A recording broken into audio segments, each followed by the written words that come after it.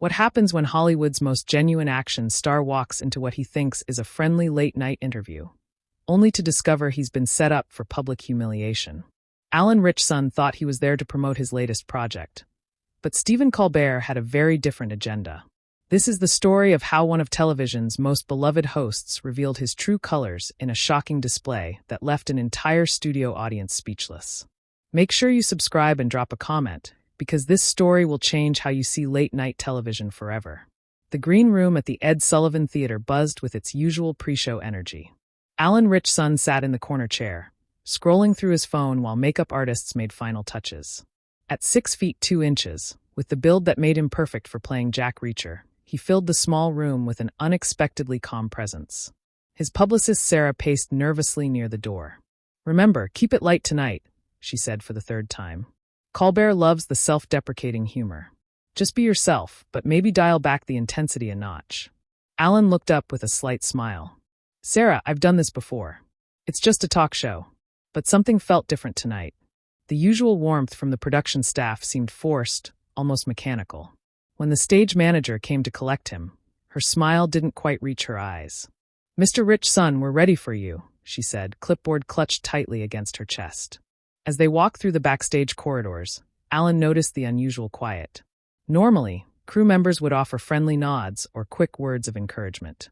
Tonight, they seemed to avoid eye contact entirely. The stage manager led him to his mark behind the curtain, where he could hear Colbert's monologue wrapping up on the other side. "Ladies and gentlemen, you know him as the unstoppable force that is Jack Reacher. Please welcome Alan Ritchson." The curtain parted, and Alan stepped into the familiar bright lights of late-night television. The audience erupted in applause as he made his way across the stage, waving with genuine appreciation. Colbert stood behind his desk, that trademark grin plastered across his face.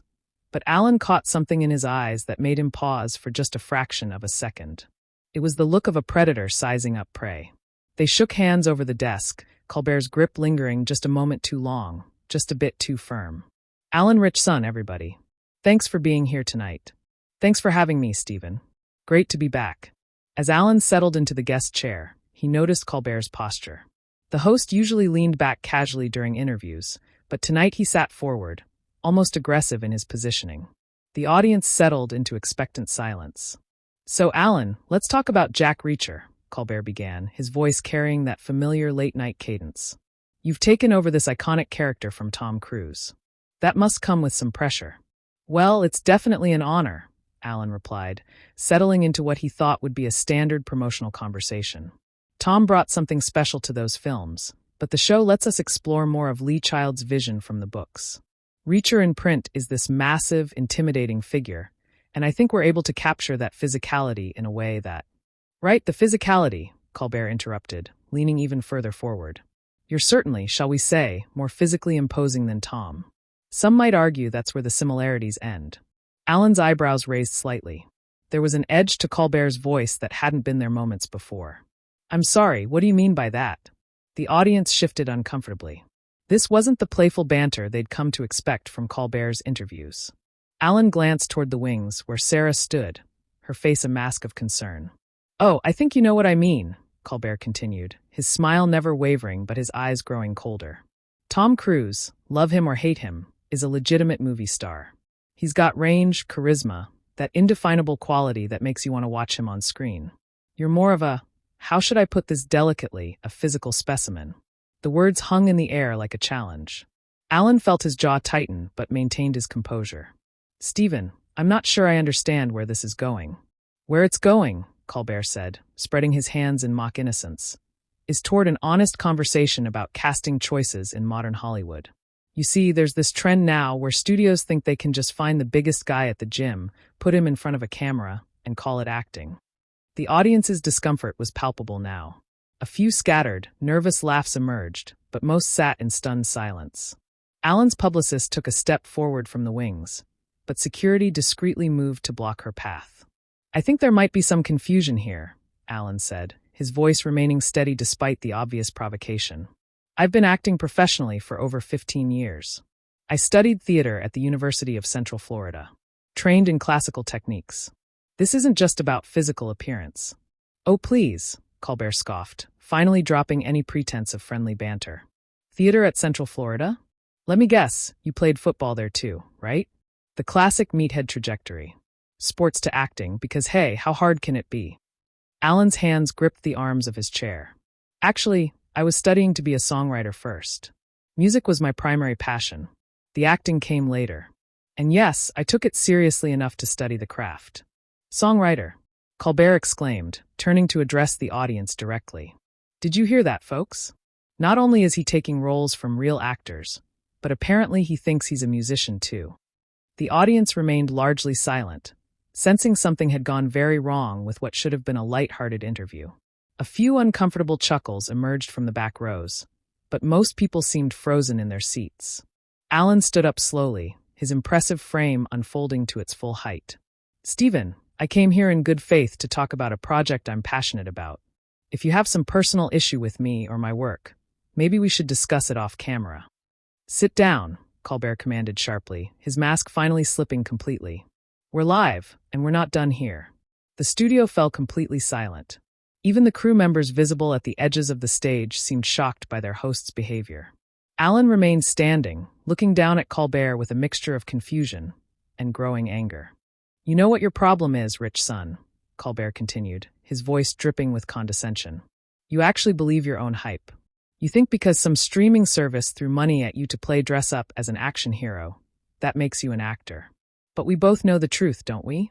Alan's eyes narrowed as he processed what was happening. The realization hit him like a freight train.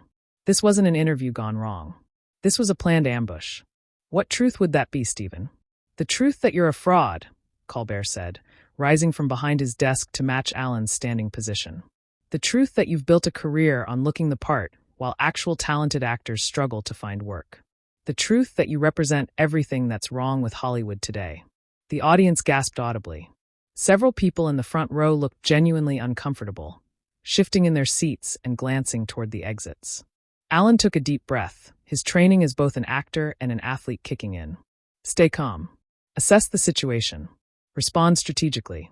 Stephen, I don't know what's motivating this attack, but you're way out of line here, Alan said, his voice carrying the authority that made him perfect for playing Jack Reacher. I've never claimed to be anything other than what I am. I work hard.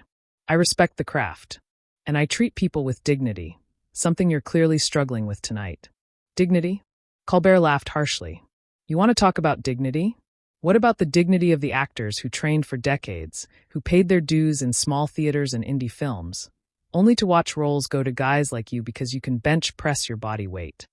Guys like me? Alan's composure finally cracked slightly. You mean guys who actually worked construction jobs to pay for acting classes? Guys who spent years in bit parts and commercials before getting their first real break? Because that's my story, Stephen. What's yours? The question hung in the air like a gauntlet thrown down. Colbert's face flushed red, and for the first time since the interview began, he seemed momentarily speechless. My story, he finally managed. I've been in this business for 30 years. I've earned every opportunity I've gotten through talent, hard work, and intelligence. Not because I happened to hit the genetic lottery for muscle mass. 30 years, Alan repeated slowly, nodding as if considering this. And in all that time, have you ever actually acted? I mean really acted, not just played a character version of yourself on television. The studio fell so quiet you could hear the air conditioning humming. Colbert's mouth opened and closed like a fish out of water. Alan pressed his advantage. Because here's what I think is really happening tonight, Stephen. I think you're bitter. I think you've spent so much time behind this desk, making jokes about other people's work, that you've forgotten what it actually takes to step in front of a camera and be vulnerable, to put yourself out there and risk failure. I put myself out there every single night, Colbert shot back, his voice rising. I've built an empire of comedy and political commentary. I've influenced elections, shaped public discourse. You've hidden behind a character, Alan interrupted, his own voice gaining strength. Even when you dropped the Colbert Report persona, you're still playing a role. The concerned liberal, the voice of reason, the guy who's always got the moral high ground. But tonight we're seeing the real you, aren't we? Several audience members began murmuring to each other. This had gone far beyond uncomfortable. It was becoming genuinely ugly. In the wings, production assistants were frantically whispering into headsets, clearly receiving instructions from the control room. You don't know anything about me, Colbert snarled, all pretense of television professionalism gone. You're a pretty face with muscles, reading lines other people wrote for you. I create content. I shape culture. I matter. You matter? Alan's laugh was genuinely surprised. Stephen, you're a late-night talk show host. You tell jokes and interview celebrities. That's not exactly splitting the atom. The insult hit its mark. Colbert's face went from red to purple. How dare you? Do you have any idea what I've accomplished? The influence I wield? The respect I command in this industry? Clearly not enough to keep this interview professional, Alan replied coolly. Because right now you're acting like a child throwing a tantrum because someone took your toy. My toy? Colbert's voice was approaching a shout now. Entertainment is not a toy. It's a responsibility. People look to figures like me for guidance, for truth, for ego gratification, apparently. Alan cut him off. Because that's what this is really about, isn't it? Your ego. You can't stand that someone like me, someone you see as beneath you, has achieved success in a way that threatens your sense of superiority. The audience was now openly murmuring, many people looking toward the exits as if considering leaving. This was no longer entertainment. It was a public breakdown happening in real time. Threatens me? Colbert laughed bitterly. You think you threaten me? You're nothing. You're a placeholder until studios find the next big muscular to put on screen. And you're a middle-aged comedian who peaked 20 years ago, Alan replied with devastating calm. The difference is, I'm still climbing, while you're desperately clinging to relevance. The words hit Colbert like a physical blow. His mouth worked soundlessly for a moment before he found his voice again. Get him out of here, he screamed suddenly, turning toward the wings. Get him off my stage right now. Security personnel who had been standing discreetly at the edges of the stage began moving forward, but Alan held up a hand. Don't worry, he said, his voice carrying clearly across the stunned studio. I wouldn't want to stay where I'm not welcome. But before I go, Stephen, let me give you some free advice. He turned to face Colbert directly, his presence commanding despite the chaos around them. The next time you want to ambush someone on your show, make sure you're prepared for them to fight back. Because what just happened here says a lot more about your character than it does about mine.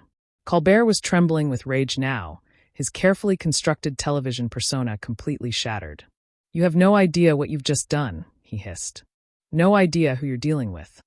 Actually, I think I have a pretty clear picture now, Alan replied, adjusting his jacket with deliberate calm. I'm dealing with someone who's let whatever power he thinks he has go completely to his head. Someone who's forgotten that respect has to be earned, not demanded. The security guards had reached the guest area now, but they seemed uncertain about how to proceed. Alan wasn't being threatening or disruptive. He was simply defending himself against increasingly unhinged attacks from their boss.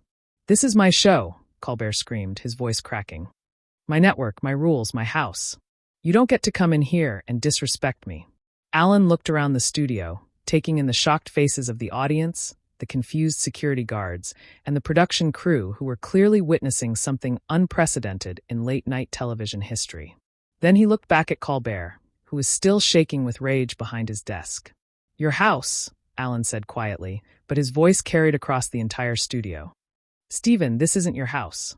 This is a television studio owned by a network, funded by advertisers, and watched by millions of people who tune in expecting to be entertained, not to watch you have a public meltdown. Don't lecture me about television, Colbert shrieked, his voice breaking. I've been doing this since before you knew what a camera was.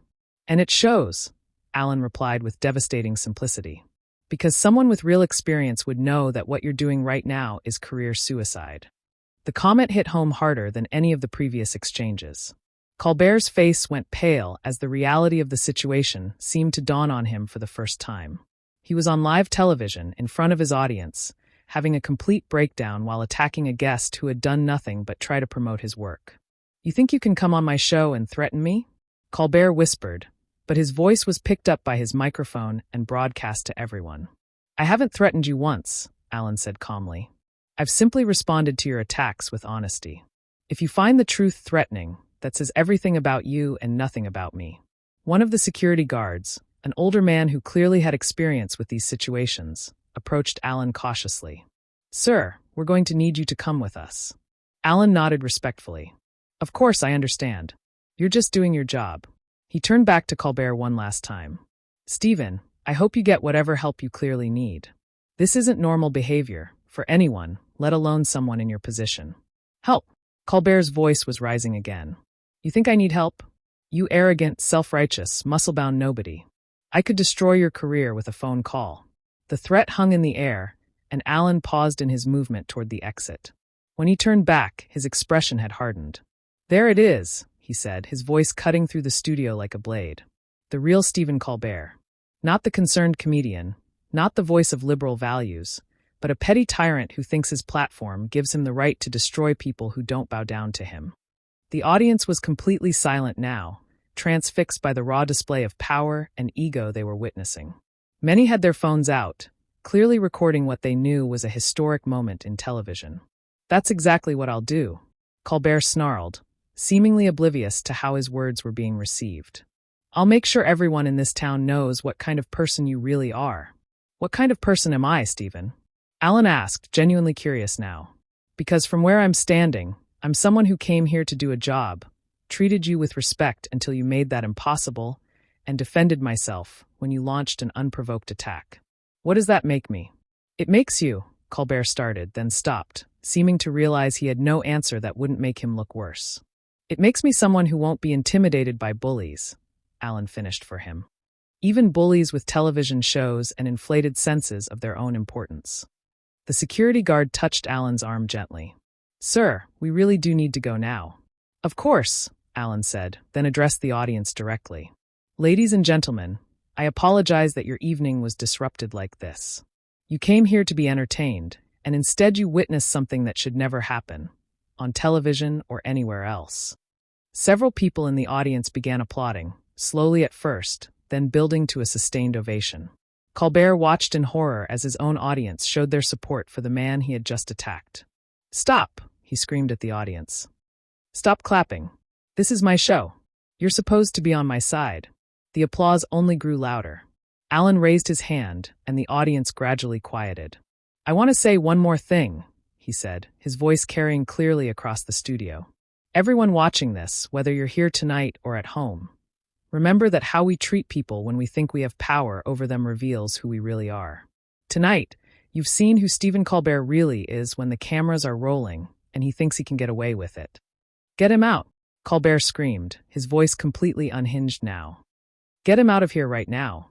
As Alan walked toward the exit, escorted by security, he could hear Colbert still shouting behind him. But what struck him most was the sound of the audience, many of whom were now standing and continuing to applaud as he left the stage. Just before he disappeared behind the curtain, Alan turned back one final time.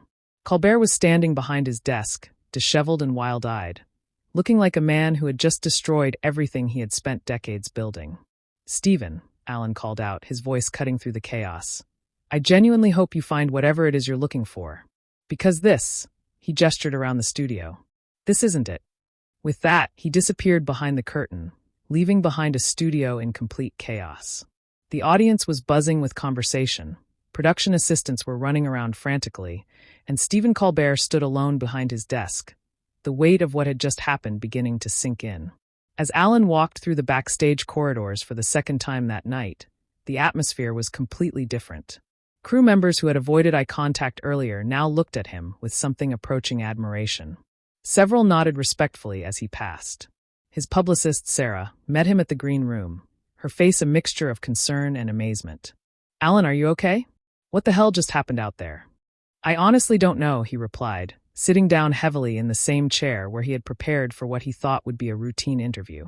I've never experienced anything like that in my entire career.